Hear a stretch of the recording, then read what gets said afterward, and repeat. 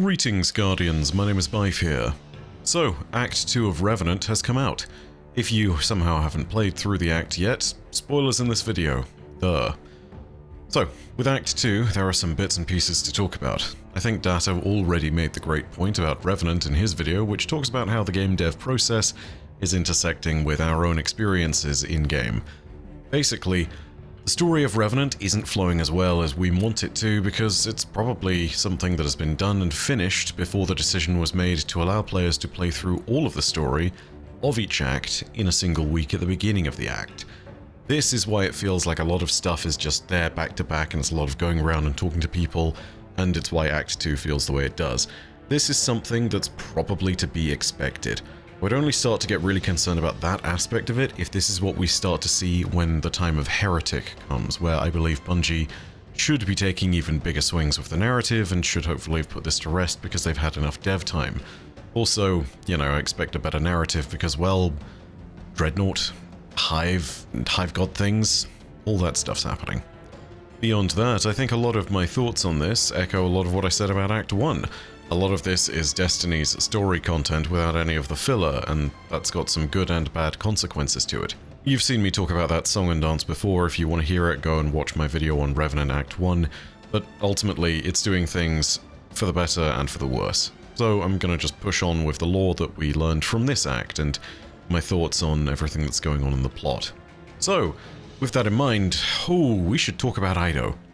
So, everyone is correctly making the point within the narrative that her perceived naivety is actually a strength in the long run. And I think that in the big picture, this is correct because it allows her to cut through years of dogma with the promise of a future that everyone will be able to enjoy and benefit from. She'll become wiser as time goes on, but for the moment, she's got the optimistic spirit that the Eliksni need from her in this moment. She will be what the Eliksni need her to be. However, I cannot help but think that the plan to release Eramis from jail is kind of ridiculous. This is Eido choosing to release someone who has actively threatened both her house and her father, and she's releasing them with the hopes that Eramis can assist them in hunting down Fikrul and helping her to find a tonic that will cure her father. There's naivety, and then there's just this. It's moments like this that make me wish we could make decisions and have an impact on Destiny's narrative as the actual Guardian at the center of the plot. Because at this point, I imagine my Guardian would have chimed in to be like, "Whoa, what? Slow down, we are not releasing her." It's an ask that forces us to shed the structure of Destiny's narrative and replace it with a framework that is mostly impossible to uphold in a game like this. Because you can't have a game where it changes and progresses according to the decisions of 10 million individuals or whatever it ends up being. It's just impossible to factor in that many choices when it's not a single-player game, so no, that kind of narrative framework with decisions that are meaningful doesn't necessarily function in a game like Destiny, where they're trying to tell one cohesive story. So, it would be nice if we could have an impact on the plot like this, but I know it's not going to happen. That being said, it doesn't make it any less frustrating when you have moments like this and our character ends up being in the middle of all this and it makes them seem like a bit of a useful idiot to whoever happens to be in the plot. They just play along without any protest of any kind whatsoever. For me, this just doesn't work, but I know it's bound to have bigger narrative consequences in Act 3, and I do hope that those narrative consequences redeem this decision somewhat. I foresee something like Mithrax going mad, and being furious at the obviously treacherous decision made by Eido, and then being overtaken by Nezarec and perhaps even killing her.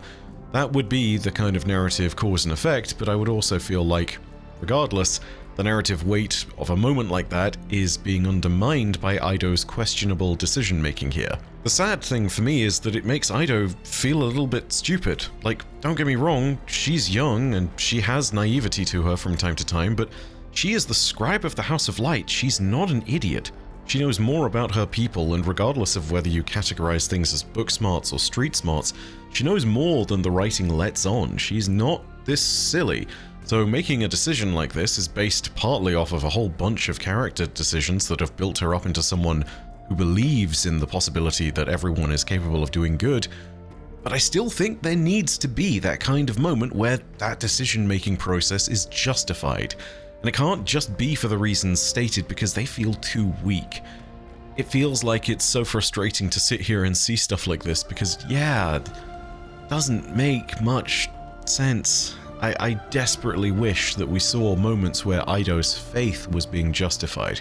I think if we did see those moments where Ido was justifiably shown that she could put faith in Eramis, it would actually be a very different decision, and it would represent a really important moment in the story. And after all, it's Eramis. There are some moments where we question whether we could have put faith in her in the first place. She did save Mithrax back in the Season of Defiance, and she did save Ido back in the Season of the Plunder. There's good to her, but ultimately it's one of those moments where, from her perspective, that doesn't matter. It made them even when she saved Mithrax. Saving Ido was a favor. She still sees herself as the enemy of the House of Light. And so, unless there's growth from Eramis's character, why should we trust her?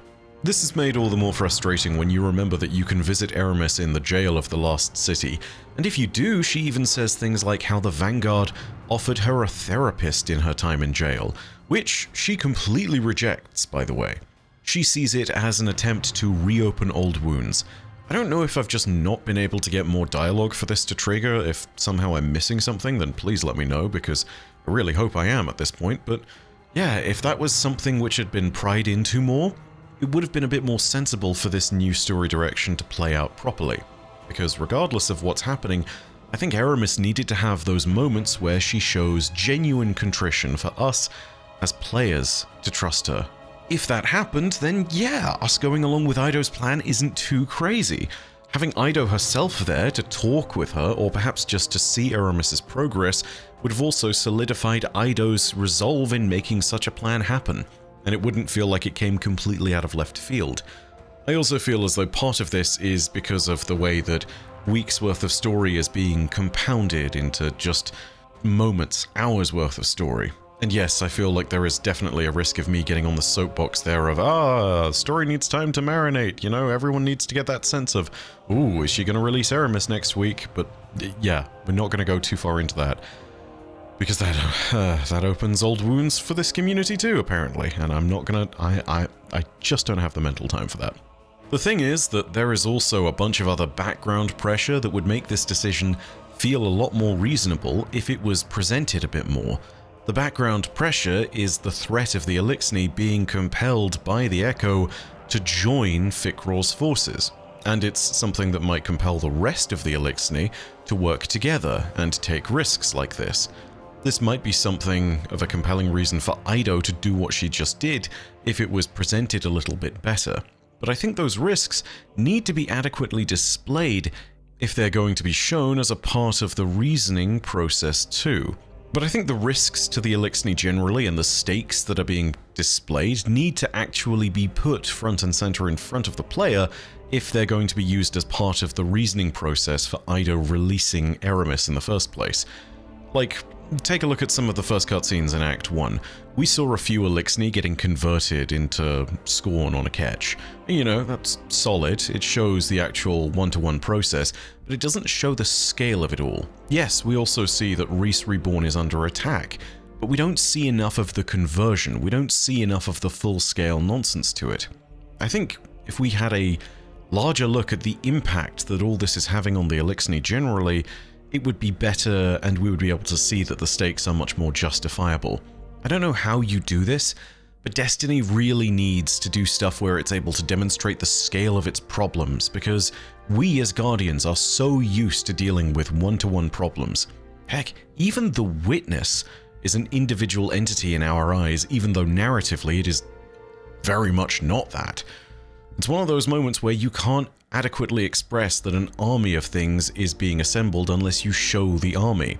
So I think that's kind of what needed to be displayed with the cutscenes. Showing off a single Ketch and its inhabitants being converted is one thing, but it needed to be more. It doesn't have to be something as cold and numerical as this, but imagine if somewhere in the story, prominently, it had been stated that a third of all the remaining Eliksni in Sol had been converted into Scorn and were now fighting for Fikrul.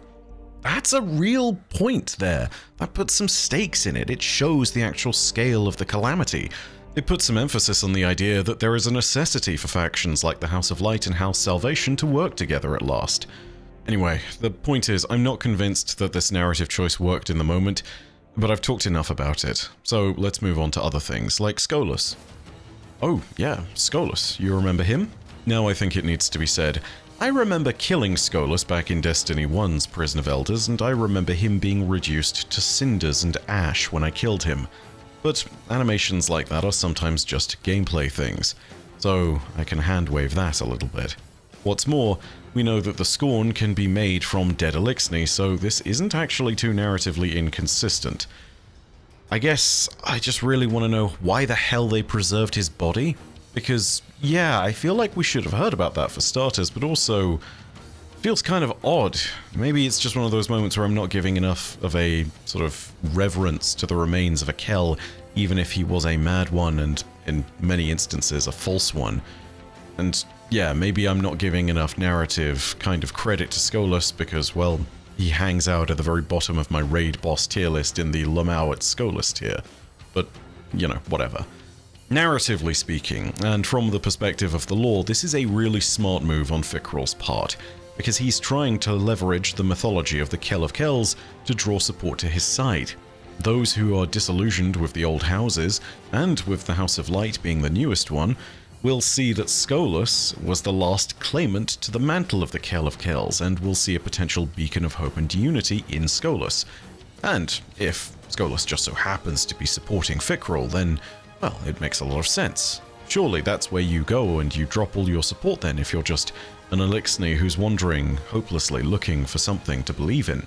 And if enough support is gathered, well, Fikrul is able to take over and that prophecy kind of becomes a self-fulfilling one, as all of the dissenters become irrelevant because of the numerical superiority of his forces. I can't emphasize enough that, narratively speaking, this is actually really smart, and I do like this move. It's savvy from a political and cultural standpoint. Skolas is also just going to be a puppet of Fikrul, so it's unlikely that there will be any pushback from him on this side of it. Skolas might not even remember that he is Skolas, which would be a very interesting take if ever someone actually sits down and talks with him. So maybe this is just one of those moments of Skolas is going to be used as a figurehead at Fikrul's banner, and, well, that's mostly it. And of course, with the Echo in Fikrul's possession, he has even more of a claim to the title of Kell of Kells, because he could be seen as a sort of ultimate Archon of sorts as well, someone who is able to commune with a part of the Traveler which resides within the Echo, which, remember, is a central prophecy of the Kell of Kells. It's the idea that all Kells and Ketches and Servitors would kneel to him, and the Great Machine would recognize them as the Kell of Kells. And that brings us to the Echo itself, which is the last of the mysteries that we see in Act 2 being expanded upon. And this is the most fascinating part of all of it, I think, because there is, of course, a voice within the Echo. A personality preserved within and given life through memory once again by the light of the Traveler and the darkness of the Witness. And apparently, the voice within the Echo this time, within this second Echo, is not a Kugu like it was with the Echo that was found by Maya Sundaresh. Instead, it's an Eliksni. Variks and Mithrax both recognized it as a voice that was singing and reaching out to them. It appeared to be singing an old dirge of the whirlwind according to Variks in the cutscene, and it was calling out for someone who was worthy.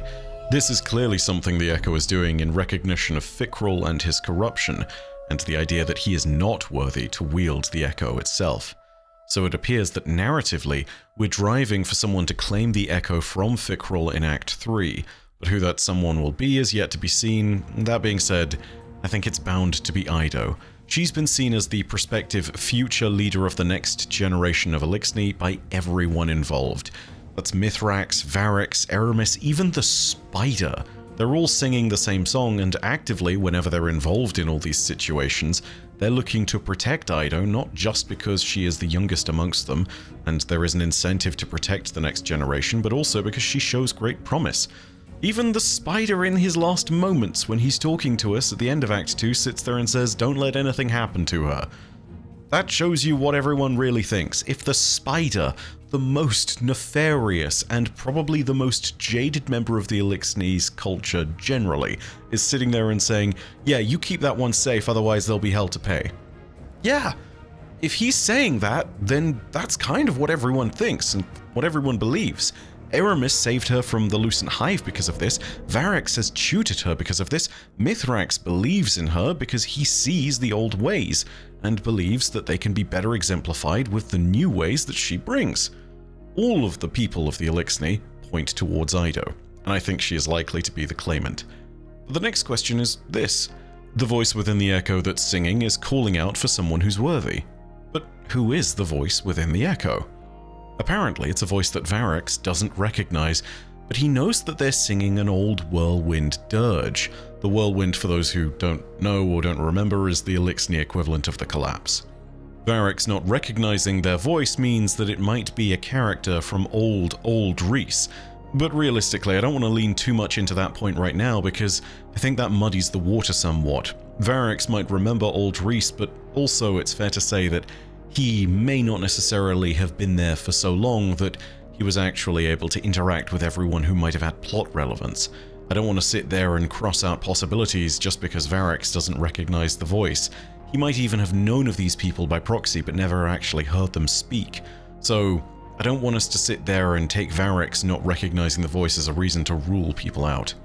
This is a topic that is worthy of a separate video, so expect me to go ahead and do that at some point within the next few weeks, because I think I have a theory on who the voice within the echo is, and I think it's somewhat solid. Long story short, I think we've heard a song like this before. The cutscene all of this happens in, by the way, phenomenal. I think that it is amazing that we finally get to see a rendition of the Reef Wars that Bungie has been talking about for so long. We also get to see a rendition of the Whirlwind. These are iconic points in Destiny's history for the Eliksni, and the fact that we get them expanded upon in this moment is great. I've always felt that it was frankly tragic that we didn't get more stuff from them in the past, and well, now we get to see an illustrated moment of all of these important moments in Eliksni history. It's all just spectacular. Revenant is in a really odd place for the moment, but at very least if the cutscene game continues to be this on point, I expect it to still be some of the stuff that becomes the most memorable things we got out of all the echoes. They're also displaying really relevant and meaningful stuff in each instance, so I feel like there's very little of each cutscene that ends up being wasted. One can only hope to see more of this as time goes on, and honestly, it makes me even more excited to see what we actually get to uncover when it comes to Heretic. I know I keep looking forward to that, but come on man, it's Dreadnought season and it's around the corner. Anyway, tell me what you think. Who do you think the voice in the echo is? Who do you reckon is going to be worthy of wielding it? And what do you think of Ido's scheme? I'm really not a fan, but maybe that's just me.